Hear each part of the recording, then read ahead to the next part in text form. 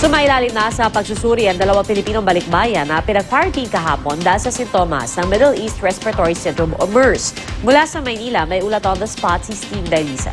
Steve? Sinailalim na swab testing ang isang Pilipinang dumood ng during quarantine kahapon sa terminal 2 ng Maynila matapos makita ng sintomas ng Middle East Respiratory Syndrome o MERS.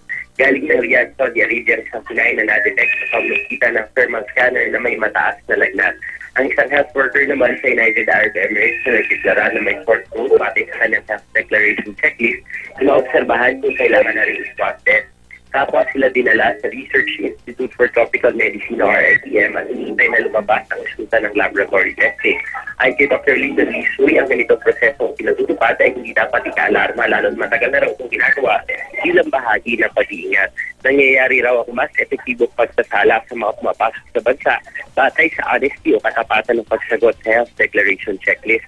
Bukod sa pangalan, eksaktong address at pinakabago at gumaganang contact number, dapat maging tapat sa pagsasabi kung ano ang nararamdaman para matignan ng mga otoridad. Responsibilidad daw ito sa mga kaanak at publiko para maging MERS-free pa rin ang bansa.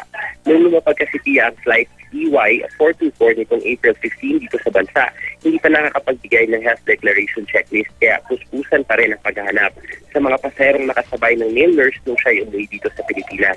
Sa ngayon ay nasa 174 passengers pa ng Etihad Airlines flight EY424 ang kailangang hanapin at target na makontak hanggang ngayong araw.